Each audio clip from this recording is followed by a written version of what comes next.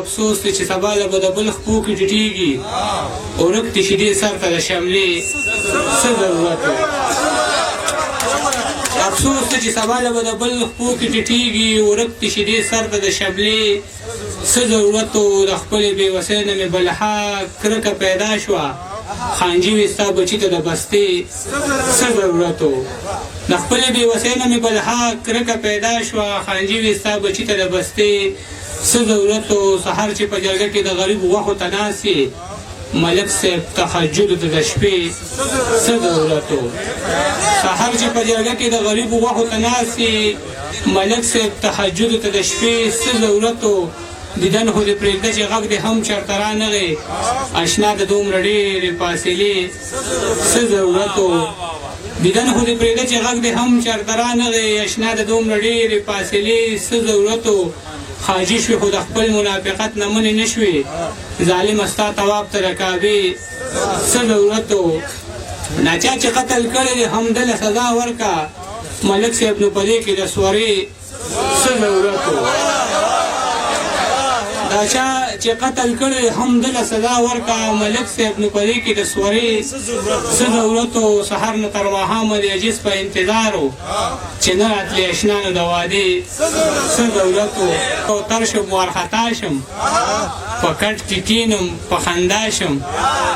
یاره چې تا ته شم چاړه شم نور د خبرو چالوار نه ورکوم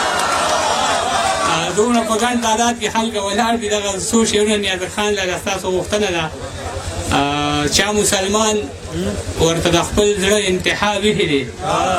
چا مسلمان ورته د خپل زړه انتها ویښې دی د یو غریب په دروازه کې چا ګلاب ویښې دی عجیبه خلک دي په ژوند یې ورته نه پرېښوده نن مې بچي ته په کفن کې چا کتاب ویښې دی عجیبه خلک دي په ژوند یې ورته نه پرېښوده نن مې بچي ته په کفن کې چا کتاب ایښی دی پرېوتی قبر سپین کفن لږې دم کړي اوبه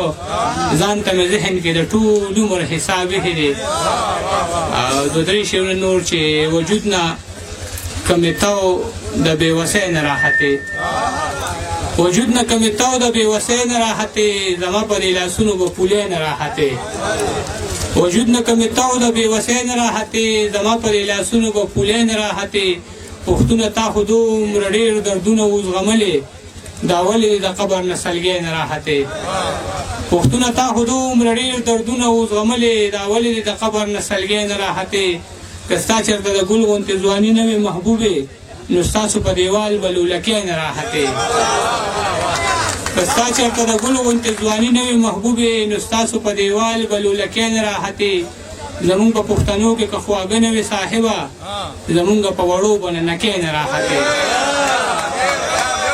زمونږ په پښتنو کې که خواږه نه وي صاحبه زمونږ په وړو به ننکۍ نه راحتې د خپل غریب قسمت نه میجده دا ګیله شي کباړ کې به مې هم د خپو څپلۍ نه راحتې